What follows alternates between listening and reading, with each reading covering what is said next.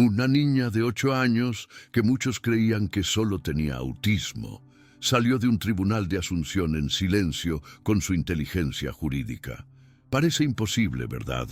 Pero lo que ocurrió en aquel tribunal paraguayo, entre miradas escépticas y pruebas ignoradas, cambió para siempre la vida de un abuelo injustamente acusado, un fiscal arrogante y una niña a la que todos prefirieron subestimar.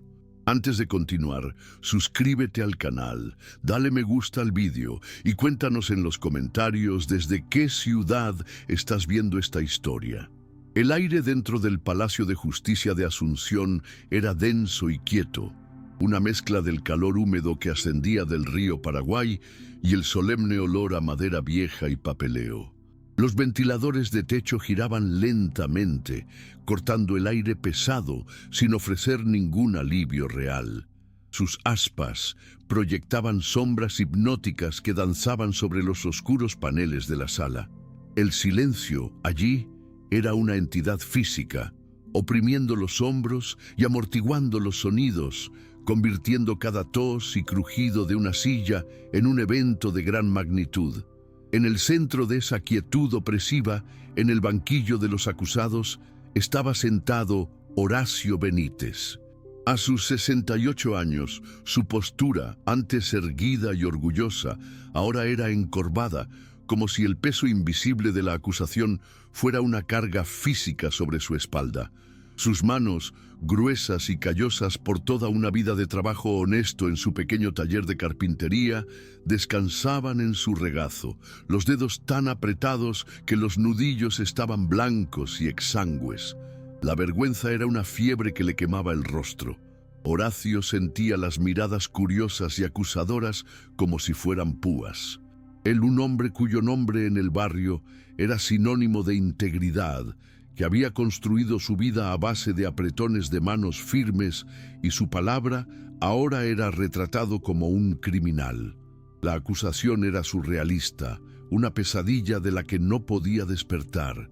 El desfalco de 400 millones de guaraníes de la Asociación de Comerciantes, de la que había sido tesorero voluntario durante una década. La cifra, con todos sus ceros, sonaba a un número de otro planeta. Su universo financiero consistía en el pan de cada día, en las facturas pagadas antes de la fecha de vencimiento, en ahorrar pequeñas cantidades para los estudios de su nieta Anaí. Esa montaña de dinero lo había convertido en un monstruo a los ojos de la ley, una mancha en el honor de su familia. Al otro lado de la sala, el fiscal Esteban Duarte se movía con la agilidad y la confianza de quien se encuentra en su elemento.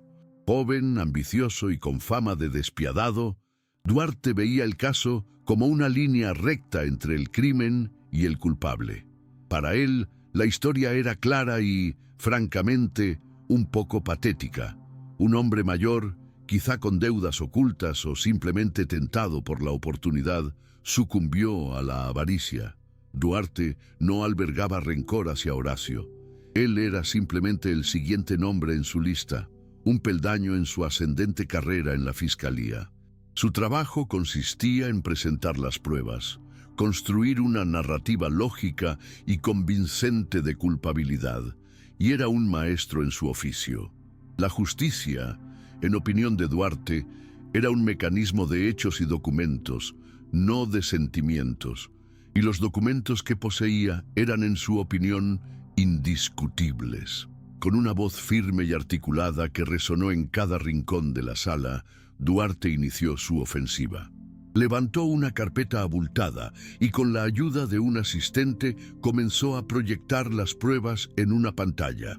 Una sucesión de recibos de pago de empresas fantasma, cada uno con una firma que se parecía a la de Horacio Benítez. Extractos bancarios que mostraban una red de pequeñas y complejas transferencias diseñadas para evadir sospechas que culminaron en una cuenta recién abierta. Copias de cheques que, según el perito de la fiscalía, llevaban una firma altamente consistente con la del acusado. Cada imagen, cada documento, era un nuevo ladrillo en el muro que se alzaba alrededor de Horacio, amurallándolo, vivo, en una narrativa de engaño y traición. Duarte no necesitaba dramatismo. La aparente solidez de sus pruebas hablaba por sí sola y la culpabilidad de Horacio parecía consolidarse con cada diapositiva. En la última fila de la galería pública, apenas visible en la penumbra, se encontraba Anaí Benítez. A sus 8 años, sus pies colgaban a centímetros del desgastado suelo de baldosas. Cualquiera que la hubiera visto solo habría visto a una niña, quizá traída por un familiar sin nadie con quien dejarla. Pero Anaí no estaba allí por casualidad. Estaba en alerta máxima, su cerebro procesando la escena con una capacidad que nadie en la sala podría haber imaginado. No solo vio a un juez, notó cómo se ajustaba las gafas cada 2 minutos, señal de cansancio visual. No solo oyó la voz del fiscal, registró la cadencia, el ligero aumento de tono al presentar una nueva prueba, una técnica retórica para enfatizar la importancia. Vio el patrón de desgaste en las baldosas, las sutiles grietas en la madera del estrado del jurado.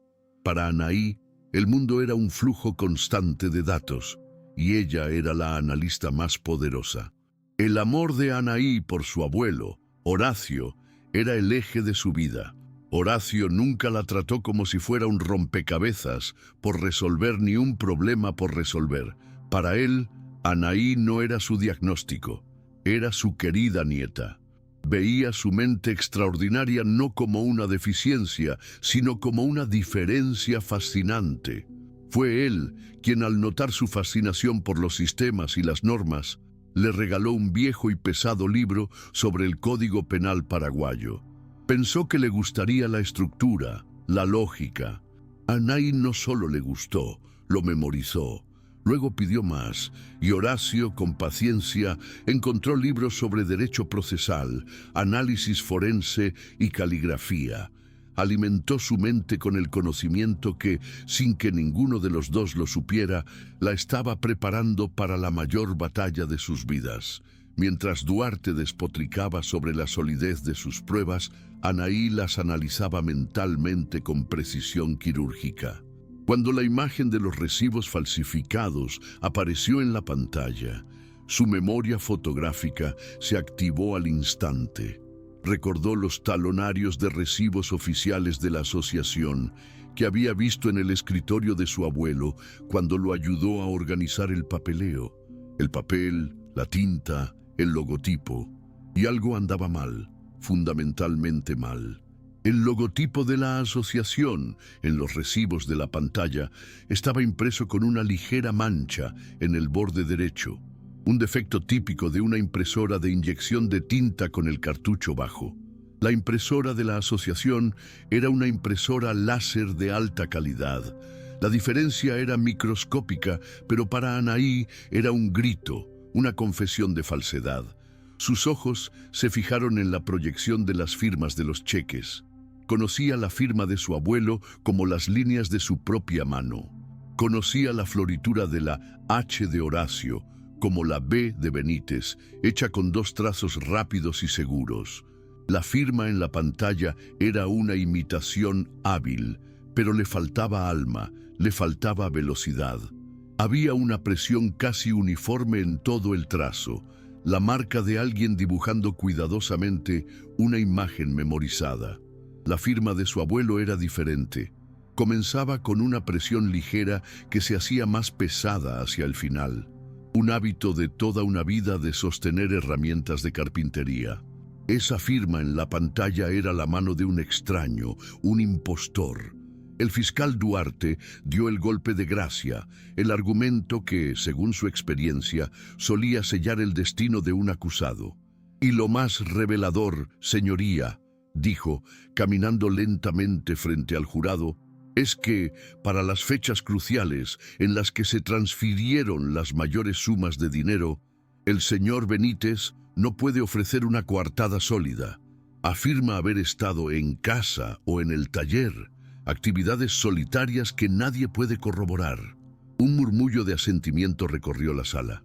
La falta de coartada fue la gota que colmó el vaso. Horacio bajó la cabeza. sintiendo extinguirse la última chispa de esperanza. ¿Cómo podía recordar lo que había hecho un martes lluvioso de hacía 3 meses? Para él, todos los días eran iguales, marcados por el trabajo y la rutina. Fue en ese preciso momento que la mente de Anaí llegó a un punto crítico. No fue una explosión de emoción, sino una implosión de lógica. La inocencia de su abuelo era, para ella, una verdad axiomática, un principio fundamental de su universo. El argumento del fiscal presentaba una serie de premisas que conducían a una conclusión imposible: la culpabilidad de su abuelo. Por lo tanto, el fallo no estaba en la conclusión, sino en las premisas. Los datos eran erróneos. Ver a su abuelo, la roca de su vida, aplastado por el peso de una lógica defectuosa, era una intolerable violación del orden. La observación silenciosa ya no bastaba. El amor, en su expresión más pura y lógica, exigía intervención. Anaí se deslizó de su silla. El sonido de sus pequeños zapatos de lona sobre el suelo de baldosas fue lo primero que cuestionó la autoridad de la voz de la fiscal. Algunas cabezas se giraron, primero con curiosidad, luego con irritación. Un guardia en la puerta frunció el ceño, pero asumió que la niña simplemente salía discretamente. Sin embargo, Anaí no se dirigió a la salida. Con una postura erguida que desmentía su tamaño y sosteniendo una colorida mochila escolar bordada con una flor de mburucuyá, comenzó su marcha por el pasillo central. Cada paso era firme, deliberado, resonando en el silencio que se instalaba a medida que más y más personas la veían. La confusión crecía con cada paso que daba hacia el centro del poder en esa sala. Esteban Duarte dejó de hablar, visiblemente irritado por la distracción. El juez, un hombre canoso llamado Hernán Sosa, quien había vivido muchos dramas en su larga carrera, levantó la vista de sus papeles, esperando que algún padre avergonzado viniera a buscar a la niña. Pero nadie vino.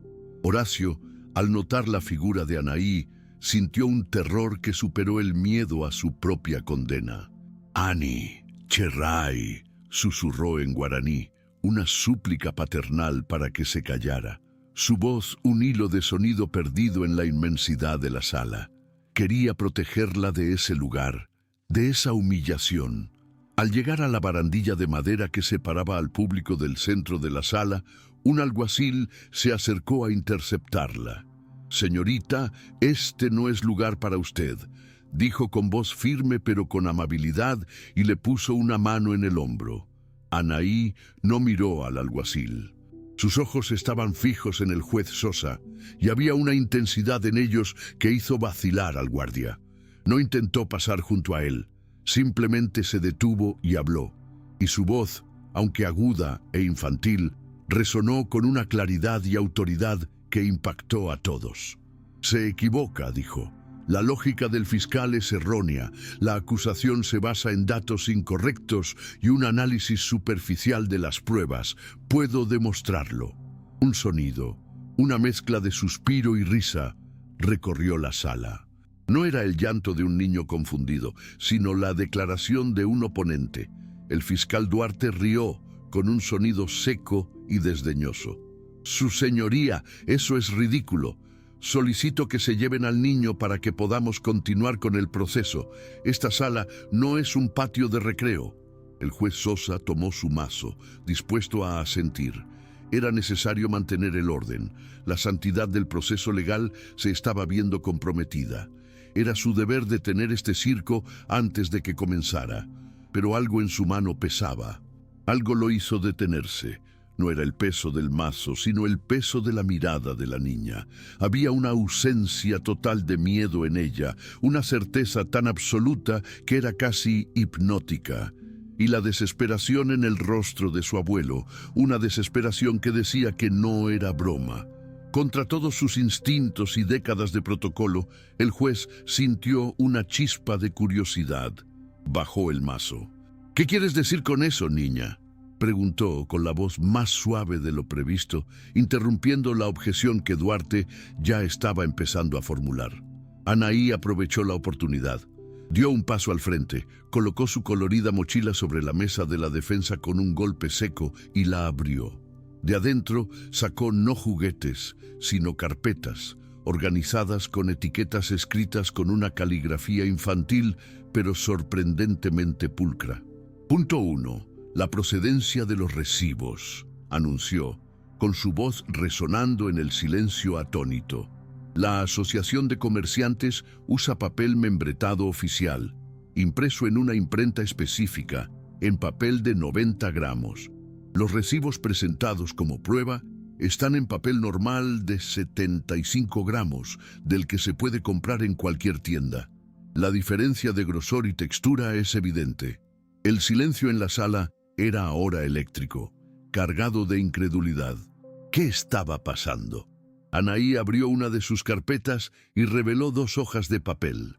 Un recibo original que había sacado de la caja de su abuelo y una impresión de alta calidad de la foto que el fiscal había diseñado. Punto 2. La tinta de impresión, continuó con seriedad. El logotipo de la asociación está impreso en azul marino, Pantone 282C. La tinta de los recibos falsos es de un azul más claro, con una composición química diferente que refleja menos la luz. Esto indica el uso de un cartucho de impresora doméstico, no de una impresora gráfica profesional. La mancha en el borde derecho corresponde a un cabezal de impresión que necesita limpieza. El juez Sosa se inclinó hacia adelante, sus gafas deslizándose por el puente de su nariz. La precisión de los detalles era desconcertante. Eran minucias que sus propios peritos deberían haber notado, pero probablemente habían pasado por alto en un caso que parecía tan sencillo. Miró al fiscal Duarte, cuyo rostro seguro se había convertido en una máscara de confusión e irritación. Duarte hojeaba sus propios informes, buscando frenéticamente alguna mención al gramaje del papel o al código Pantone de la tinta. No había nada. Anaí pasó a la siguiente carpeta. Punto 3. Análisis de la escritura, dijo, usando términos que parecían absurdos viniendo de la boca de una niña de 8 años. Sacó varias postales que su abuelo le había enviado de sus viajes de pesca años atrás. La firma de mi abuelo tiene un movimiento balístico, aprendido y ejecutado sin pensar conscientemente. Las firmas en los cheques muestran lo que los expertos llaman vacilación del falsificador. Pequeñas pausas y temblores al principio y al final de los trazos, donde el cerebro del falsificador se concentra en copiar la forma en lugar de ejecutar un movimiento natural. Los análisis forenses de la Fiscalía fueron superficiales. La sala del tribunal se había transformado en un aula, y la maestra más insólita del mundo estaba al mando. Los jurados, que antes habían estado reclinados en sus sillas, ahora estaban en el borde, pendientes de cada palabra. El abogado defensor de Horacio, un hombre mayor y cansado llamado Rojas, miraba a Anaí con una mezcla de temor y admiración. Ella estaba haciendo su trabajo y lo hacía con una destreza que él no había visto en años. Anaí, ajena al caos que había creado, hizo una pausa, miró directamente al juez Sosa y preparó su siguiente argumento. Y ahora, su señoría, la coartada, la verdadera coartada. La coartada, repitió Anaí, con su vocecita firme resonando en el silencio que se había instalado. El fiscal Duarte afirma que mi abuelo no tiene coartada para el 27 de marzo, fecha de la primera y mayor transferencia, por valor de 50 millones de guaraníes. Miró al fiscal, que hojeaba sus papeles con expresión tensa. La afirmación es incorrecta. Mi abuelo tiene una coartada. Yo soy su coartada. Abrió una carpeta nueva que contenía un billete de autobús arrugado y un pequeño pollo de cerámica. Ese día, jueves, fuimos a Areguá. Salimos de casa antes de las 8 de la mañana para tomar el autobús 203 en la terminal. Hacía calor, 33 grados ya a las 9 de la mañana, y la humedad era del 85%. La mención de Areguá hizo que Horacio levantara la vista. Sus ojos, antes apagados por la desesperación, ahora mostraban una chispa de reconocimiento. Fuimos, continuó Anaí, porque la artesana favorita de mi abuelo, doña Ramona, estaba exhibiendo una nueva tanda de sus famosos pollos de cerámica. Llegamos alrededor de las 10 de la mañana. La transferencia se hizo desde una computadora en un cibercafé del centro de Asunción a las 10:47. En ese preciso momento estábamos en el taller de doña Ramona y mi abuelo me explicaba la diferencia entre la arcilla roja y la arcilla negra mientras yo elegía este pollo. Levantó la pequeña cerámica. Costó 30,000 guaraníes, pagó con un billete de 50,000 y recibió uno de 20. 000 de cambio que usó para comprar 2 chipas calientes al vendedor de la esquina. Cada detalle era una pincelada vívida que pintaba una imagen imposible de falsificar. Recuerdo comer las chipas sentado en un banco con vistas al lago Ipacaraí. Ese día el agua estaba baja y la orilla había retrocedido al menos 5 metros. Había un hombre remendando su red de pesca y escuchando una polca paraguaya en una radio vieja. La canción se llamaba Pájaro Campana. Mi abuelo me dijo que era la canción favorita de mi abuela. Los recuerdos, antes una neblina inalcanzable para Horacio, ahora volvían a inundarlo, vivificados por la memoria impecable de su nieta. Podía saborear la chipa, oír la melodía lejana de la polca, sentir el calor del sol en su rostro. Lágrimas silenciosas comenzaron a correr por sus mejillas arrugadas. «Es físicamente imposible», concluyó Anaí, con la seguridad de quien resuelve una ecuación matemática, que mi abuelo pudiera estar en un cibercafé de Asunción mientras, al mismo tiempo, explicaba la geología del lago y comía chipa en Areguá. El trayecto en autobús entre ambas ciudades dura al menos 1 hora. Los datos presentados por la Fiscalía no solo son incorrectos, sino que son incompatibles con las leyes de la física. Cerró la carpeta y presentó su argumento. La lógica era tan simple, tan directa y tan abrumadoramente detallada que dejó a toda la sala en estado de shock. El juez Hernán Sosa miró a Horacio, quien ahora lloraba a mares, asintiendo en silencio. Luego se volvió hacia Anaí con una mezcla de asombro y admiración en su rostro. «¿Conservaste el boleto de autobús de ese día?», preguntó con voz despreocupada. Anaí asintió, recogió el papel arrugado y se lo entregó al alguacil, quien se lo llevó al juez. Sosa lo examinó. Estaba allí. La fecha, la ruta, el precio. Era una prueba pequeña y frágil que valía más que todo el montón de documentos que había presentado la Fiscalía. Se volvió hacia su secretario. «Consulta los informes meteorológicos del 27 de marzo y contacta con la compañía de autobuses a ver si pueden confirmar el horario de la línea 203. Esteban Duarte, el fiscal, se levantó, pero su objeción fue débil, casi un acto reflejo. «Su señoría, la memoria de un niño. Las fechas pueden estar confundidas», pero su voz se apagó. Sabía que estaba perdido. La especificidad de los detalles, la pequeña cerámica, el billete de autobús, todo era demasiado real. Ya no se enfrentaba a un viejo carpintero confundido, se enfrentaba a una fuerza de la naturaleza que no podía comprender. El juez Sosa lo ignoró. Tenía la mirada fija en Anaí. «¿Y sabe quién cometió este crimen?», preguntó, con la pregunta flotando en el aire como una bomba a punto de explotar. «Sí, su señoría», respondió Anaí sin dudar. «La misma lógica que prueba la inocencia de mi abuelo puede usarse para identificar al culpable». Abrió otro expediente. El culpable necesitaba 4 cosas: acceso a la oficina de la asociación y a la llave de mi abuelo, conocimiento de sus rutinas para saber cuándo estaría ausente, una necesidad desesperada de dinero, lo que explica la prisa y los errores en la falsificación. Y, lo más importante, ser alguien a quien mi abuelo nunca consideraría sospechoso, lo que le permitiría acercarse sin levantar defensas. Mientras hablaba, un hombre en la segunda fila de la galería, Diego Acosta, amigo de la familia y también miembro de la asociación, comenzó a moverse incómodo en su silla. El único que cumple con todos los requisitos es Diego Acosta, dijo Anaí. El nombre cayó como una piedra en la silenciosa sala. Acosta saltó de su asiento, con el rostro rojo de ira y pánico. Esto es absurdo, calumnia.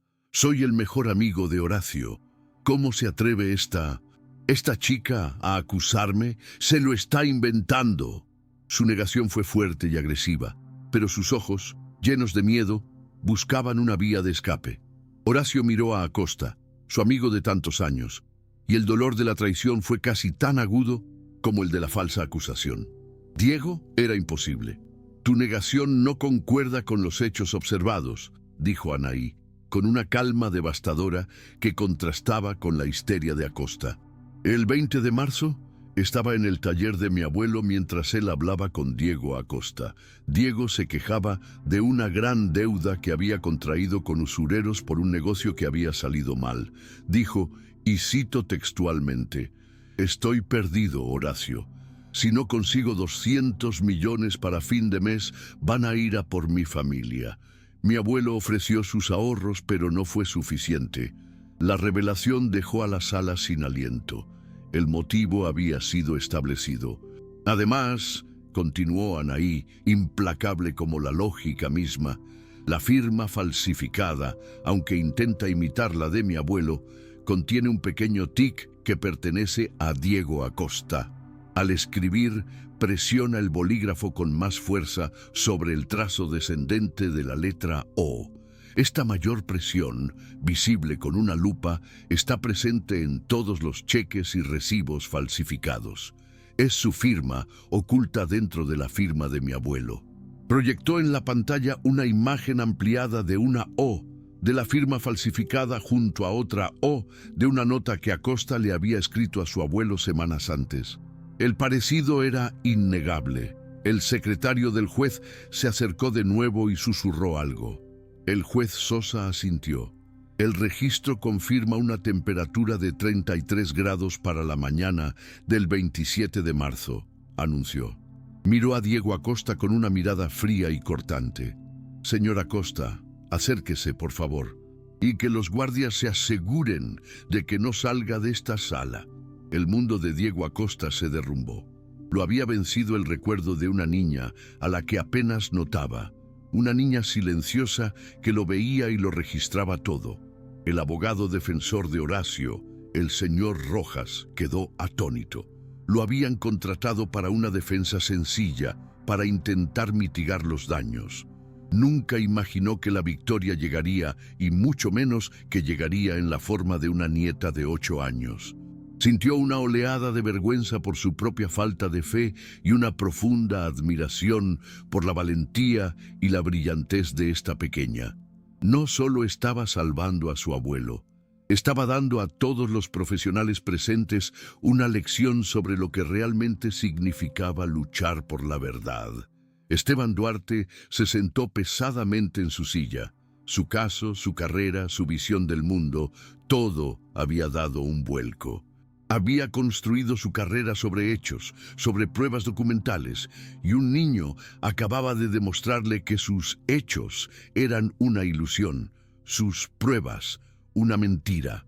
La humillación fue inmensa, pero bajo ella comenzó a surgir un nuevo sentimiento: respeto. Un respeto reticente pero innegable por la mente extraordinaria que lo había superado. Comprendió que la justicia no se trataba solo de ganar casos, sino de encontrar la verdad, y ese día la verdad tenía un defensor mucho más competente que él. La atmósfera en la sala del tribunal se había transformado de un juicio solemne a un asunto casi místico. La verdad no se había extraído mediante complejos procedimientos legales ni ingeniosos contrainterrogatorios. Se había revelado en su forma más pura por el amor de una nieta. Anaí usó lo que el mundo llamaba su trastorno, como una lente de alta definición, un instrumento capaz de ver las grietas en la fachada de mentiras invisibles para todos los demás. Les demostró a todos que una perspectiva diferente no era una desventaja, sino un superpoder. Bajo el incisivo interrogatorio del juez Sosa, Diego Acosta se derrumbó. Las deudas, la desesperación, el plan de culpar al viejo amigo que confiaba en él. Todo salió a la luz en una confesión confusa y patética. Lloró, suplicó perdón, pero ya era demasiado tarde. El mal que había cometido quedó expuesto a la cruda luz de la verdad y ya no tenía dónde esconderse. Su traición era ahora un registro público, una mancha indeleble en su nombre. El mazo del juez Sosa sonó, resonando con rotunda firmeza. Este tribunal declara a Horacio Benítez inocente de todos los cargos. Las palabras, tan sencillas, eran la melodía más dulce que Horacio había escuchado jamás. El caso está cerrado. El juez hizo una pausa, mirando a Acosta con desprecio. Que Diego Acosta sea enjuiciado por fraude, falsificación y perjurio. La fiscalía tiene un nuevo caso que abrir. La justicia que se había desviado había sido brutalmente corregida y devuelta a su cauce. Horacio no esperó. En cuanto pronunció la palabra inocente, se levantó y caminó con piernas temblorosas hacia Anaí. No dijo nada.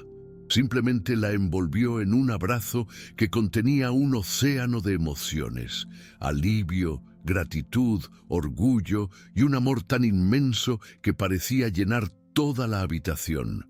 Lloró en su cabello, el abuelo fuerte y resiliente ahora apoyado en la nieta pequeña que se había revelado como la más fuerte de todas. Anaí, quien normalmente se sentía incómoda con los abrazos fuertes, se relajó en sus brazos. Sintió sus sollozos y supo, con una tranquila certeza, que el orden en su universo se había restaurado. El juez, Sosa, observó la escena y se permitió una extraña sonrisa. Se sintió humilde. Ese día le había enseñado una profunda lección sobre la naturaleza de la verdad y la percepción. Le había enseñado que la mente humana es un territorio vasto y misterioso, y que juzgar a alguien basándose en etiquetas o suposiciones es la mayor injusticia.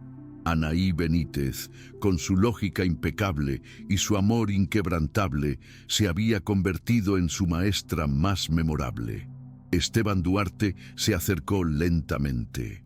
Su rostro, antes una máscara de confianza, ahora estaba desnudo, mostrando cansancio y respeto.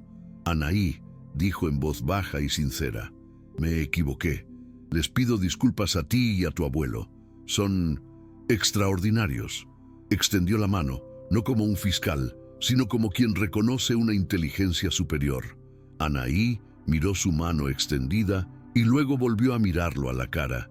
No sonrió, solo asintió, un gesto pequeño y serio que contenía más perdón y sabiduría que cualquier discurso. Al salir del Palacio de Justicia, la luz de la tarde de Asunción parecía más brillante, el aire más ligero. Los periodistas los rodeaban, un torbellino de cámaras y preguntas. Pero Anaí apenas los notó. Se aferró a la mano de su abuelo, una mano que ahora ya no temblaba de miedo, sino de alivio y amor. El mundo exterior podría llamarla genio, prodigio. Para ella, nada de eso importaba. Había hecho lo necesario. La ecuación era correcta. El problema estaba resuelto. Y su abuelo, su mundo entero estaba a salvo. La enorme puerta del Palacio de Justicia se abrió y la luz del sol de Asunción los golpeó con una fuerza casi física, un calor que parecía querer purificar la frialdad que habían sentido en su interior. Con la luz llegó el sonido, un rugido de voces, el frenético clic de decenas de cámaras. La noticia se había extendido como la pólvora. y las escaleras del juzgado estaban abarrotadas de periodistas, camarógrafos y curiosos. «Anaí, Anaí, mire para acá. Señor Benítez, una palabra sobre su absolución». Las preguntas eran un bombardeo, una tormenta de curiosidad que amenazaba con tragarse la pequeña burbuja de paz que acababan de recuperar. Horacio, cuyo cuerpo momentos antes parecía frágil y derrotado, se transformó. Se puso de pie, envolviendo a Anaí con un brazo protector, usando su propio cuerpo como escudo contra el caos. Él, quien la había defendido en el mundo de la lógica, ahora la defendía del abrumador mundo sensorial que luchaba por navegar, abriéndose paso entre la multitud con la ayuda del ahora reverente abogado Rojas. Finalmente llegaron a la calle. El aire caliente estaba impregnado del olor a asfalto, a gases de los autobuses, y desde algún lugar cercano, el reconfortante aroma a chipa recién horneada que provenía de un vendedor en la esquina. Era el olor de la vida normal, del mundo real al que intentaban desesperadamente regresar. Dentro de un taxi, el ruido del mundo se apagó de repente, reemplazado por el zumbido del motor y el sonido de la radio tocando una suave guarania. Anaí no parecía inmutarse por la conmoción. Estaba fascinada por el patrón que las sombras de los árboles creaban sobre el asfalto al avanzar el coche, un ballet de luces y sombras que para ella era mucho más interesante que el drama humano que habían dejado atrás. En la sala, ahora silenciosa, el juez Hernán Sosa se quitó la toga y se sentó pesadamente en su despacho privado. Miraba la ciudad por la ventana, pero no la veía realmente. Su mente repasaba los sucesos del día. Él, un hombre de derecho, un servidor de los procedimientos y los precedentes, había permitido que una niña de 8 años presidiera el tribunal, y ella lo había guiado directamente a la verdad, por un camino que ninguno de sus abogados ni peritos había siquiera considerado. Se dio cuenta de la fragilidad del sistema que representaba, un sistema construido para escuchar y validar solo ciertas voces, ciertas lógicas. Anaí lo había obligado a afrontar la posibilidad de que la justicia, para ser verdaderamente justa, necesitaba aprender a escuchar en silencio, a buscar la verdad en los patrones, no solo en las palabras. En la fiscalía, Esteban Duarte se enfrentaba a su propia crisis de conciencia. Su humillación inicial dio paso a una brutal introspección. Extendió los documentos del caso sobre su escritorio y los reexaminó, pero esta vez intentó verlos como Anaí. Buscó las inconsistencias, los pequeños detalles, las erratas, la presión del bolígrafo. Todo estaba allí, oculto a simple vista. Su equipo y él mismo habían sido cegados por la arrogancia de la certeza, por la prisa por cerrar un caso que parecía obvio.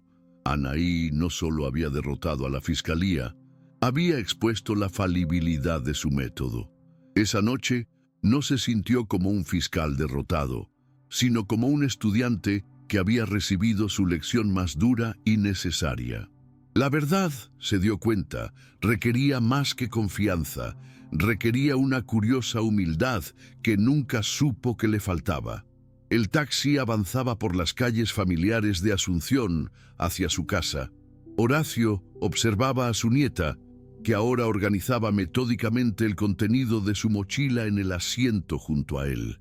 El pollito de cerámica, las carpetas, los crayones. Estaba restaurando su propio orden personal después de haber restaurado el orden de su universo moral. Pensó en todas las veces que se había preocupado por ella, en lo diferente que era, preocupado de que el mundo, con sus confusas reglas sociales y crueles expectativas, la destrozara. Y ahora veía lo ingenuo que había sido. El mundo no la destrozaría. Ella era quien había destrozado el mundo, o al menos la pequeña y corrupta parte de él que se había atrevido a amenazar a su familia y lo había reconstruido según la lógica, la verdad y el amor. Al entrar en su modesta casa, el aroma a madera, yerba mate y hogar los envolvió como un abrazo. Era un santuario. El silencio allí no era opresivo como en el juzgado, sino apacible y reconfortante.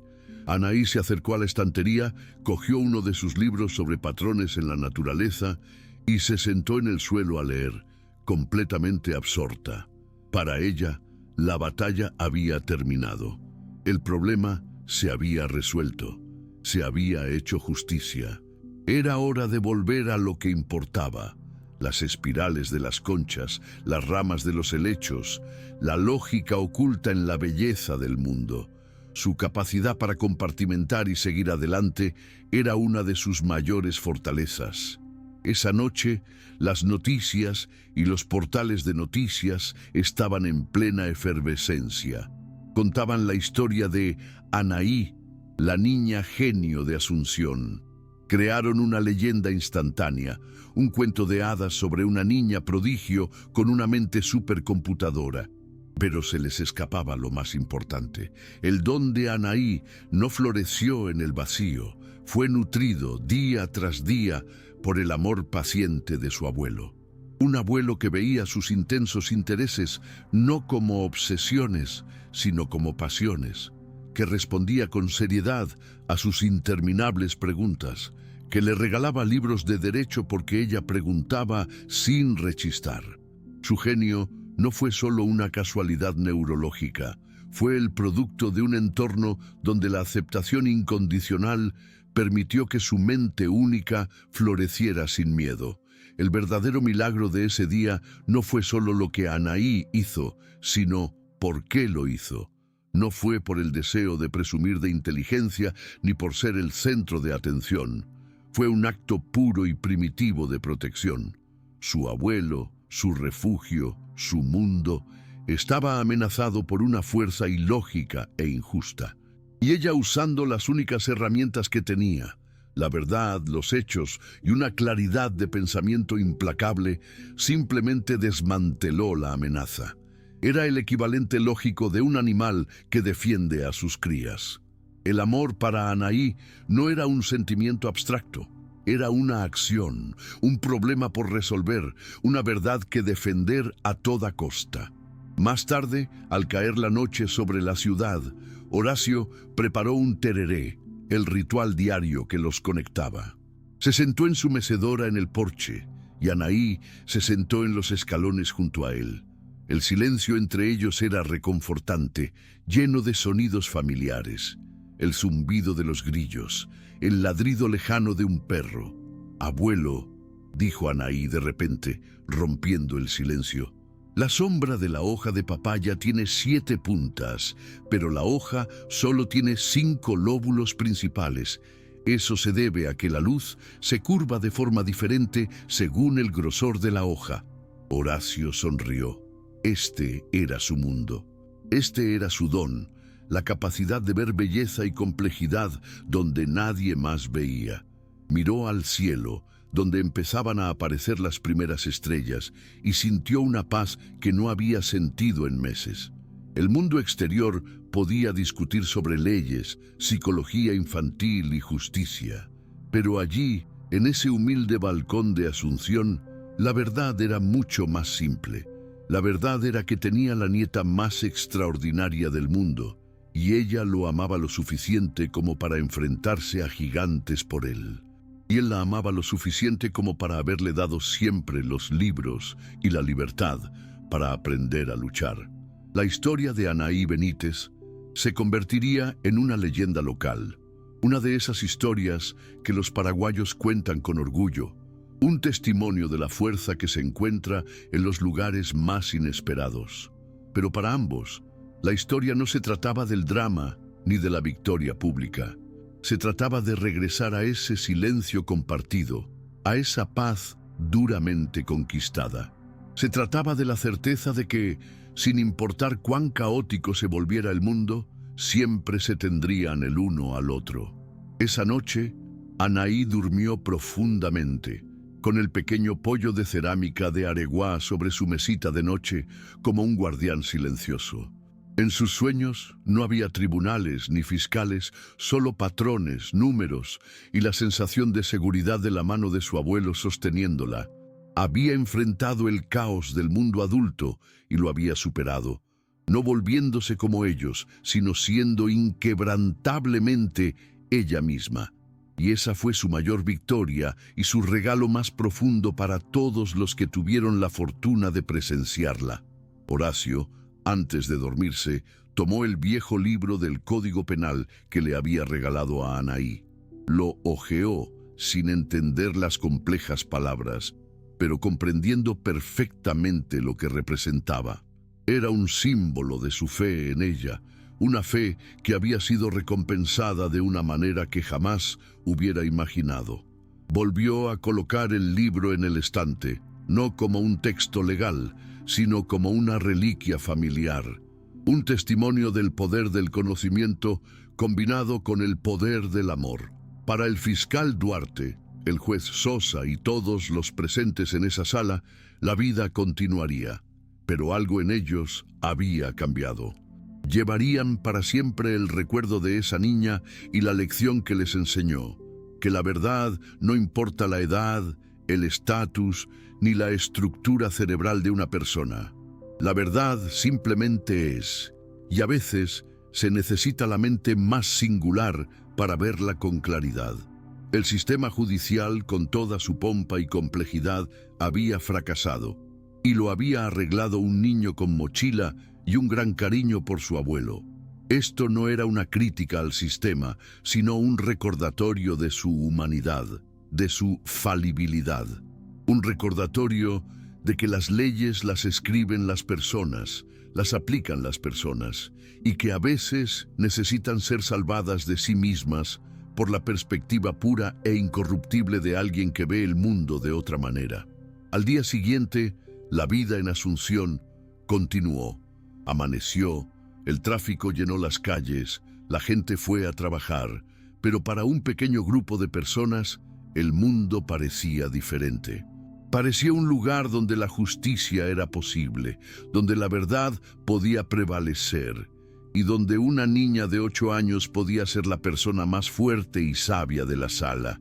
Anaí y Horacio desayunaron juntos.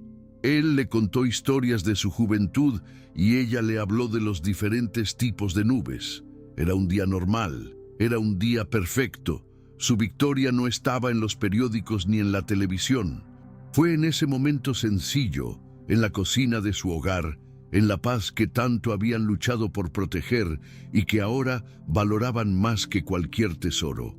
La lección de ese día no se limitó a la inocencia de un hombre o la culpa de otro. Se trató de cómo definimos la inteligencia, cómo medimos el valor y cómo a menudo subestimamos a quienes no encajan en nuestro molde. Anaí no le pidió al mundo que la comprendiera. Simplemente lo obligó a reconocer la validez de su propia perspectiva y al hacerlo, abrió los ojos de todos a una nueva posibilidad. Y así, su historia termina no con el sonido de un mazo, sino con la suave risa de un abuelo y las curiosas preguntas de su nieta. Concluye con la comprensión de que los lazos familiares, forjados en el amor y el respeto mutuo, crean una fortaleza que ninguna injusticia puede penetrar. Es una fortaleza construida no de piedra, sino de momentos compartidos, de pasiones cultivadas y de una fe inquebrantable en el otro. Porque, al final, la mayor sabiduría no reside en saber todas las respuestas, sino en amar a alguien lo suficiente como para escuchar sus preguntas, por diferentes o inesperadas que sean.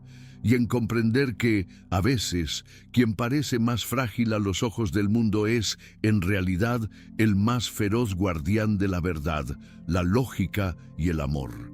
No buscaba un escenario, solo la seguridad de su abuela. Y con una mochila morada y la impecable lógica del amor, la chica que el mundo no podía ver se convirtió en la única voz que importaba. A veces creemos que la verdad se encuentra en argumentos complejos y voces poderosas. Pero esta historia nos recuerda que la justicia, como la luz del sol de Valencia, que se filtra en los edificios más antiguos puede brillar desde la fuente más inesperada y que una mente que ve el mundo de otra manera, impulsada por el amor, tiene el poder de desentrañar mentiras que los demás no pueden ver. Si esta historia de Elena y su abuela Isabel te ha devuelto la fe en la verdad, escribe la palabra verdad en los comentarios. Celebremos juntos cada voz que se atreve a hablar. Y si crees que los héroes más valientes son aquellos a quienes nadie espera, suscríbete al canal para no perderte ninguna historia. Porque a veces la mejor defensa de la historia no la hace un gran abogado, sino una niña de 8 años que simplemente amaba demasiado a su abuela como para callar.